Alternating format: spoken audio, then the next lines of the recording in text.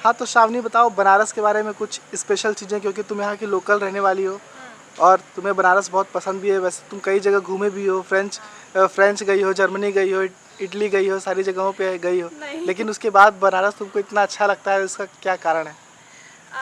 तो बात करते हैं बनारस की कुछ ऐसी चीज़ों की जिसकी वजह से बनारस बहुत ज़्यादा फेमस है और पर्सनली मुझे भी ये सारी जगहों पे जाना बहुत पसंद है। तो सबसे पहला है बनारस के घाट्स। हम सबको पता है कि बनारस में 84 घाट्स है और ये सारे के सारे घाट एक दूसरे से कनेक्टेड है।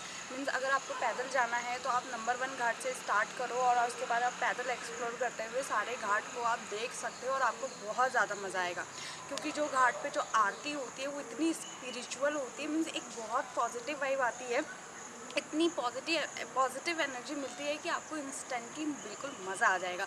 तो इसीलिए मैं रेकमेंड करूँगी कि आप एक बार गंगा आरती ज़रूर देखें।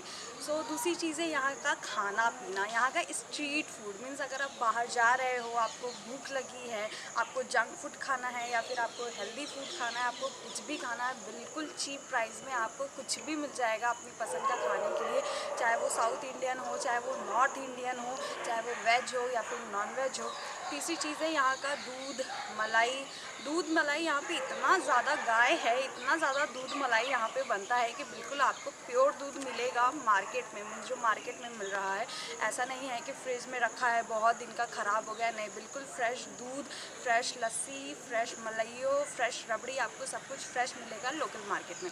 चौथी चीज़ है बनारस की गलियाँ। अगर आप जो है कि सिर्फ रोड्स पे ट्रैवल कर रहे हो बनारस में तो आपको बिल्कुल मज़ा नहीं आएगा, क्योंकि आपको एक बार जाके बनारस की गलियों को भी एक्सप्लोर करना चाहिए।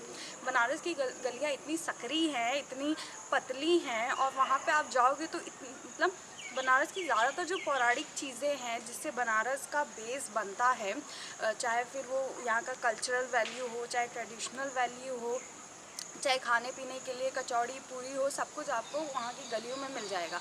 इसलिए आप हमेशा देखोगे कि जो फॉरेनर्स आते हैं वो उन गलियों के थ्रू जाना प्रेफर करते हैं। उसके बाद नेक्स्ट है बनारस की साड़ी। बनारस की साड़ी तो वर्ल्ड वाइड फेमस है, इसको तो बताने की कोई ज़रूरत ही नहीं है। बनारस की साड़ी आप पहनोगे तो एकदम चकाचक लगोगी, सबको पता है। उसके बाद है बनारस में जो वुडन टॉयज़ यानी कि लकड़ी की खिलौने बनते हैं, वो भी बहुत ज़्यादा फेमस है। बहुत लोग यहाँ पे शॉपिंग करने के लिए भी आते हैं और यहाँ पे कुछ एक आध दो मार्केट्स भी ऐसे हैं जो कि बहुत चीप प्रोडक्ट्स, बहुत ही चीप सामान सस्ते रेट में प्रोवाइड करते हैं। तो अगर आपको यहाँ पे आके शॉपिंग करनी है तो आप शॉपिंग भी कर सकते हो। उसके बाद है ऑब्वियसली यहाँ का जो यहाँ जो जिस चीज़ के लिए एक चीज़ फेमस है कि गंगा यहाँ पे उल्टी बहती है, तो ऑब्वियसली लोग गंगा विज़िट करने के लिए बहुत दूर दूर से भी आते हैं बनारस में कि आखिर ऐसा क्या है कि गंगा उल्टी बहती है हमारे बनारस में। उसके बाद आप जो है कि गंगा को क्रॉस करके आप रामनगर का किला भी देख सकते हो। हमें पता है कि सारनाथ भी यहीं पे है जहाँ पे बुद्ध जी ने अपना फर्स्ट लेसन दिया था, तो आप सारनाथ भी एक्सप्लोर कर सकते हो। So there are so many things in the Banaras that you can come here to visit. So या।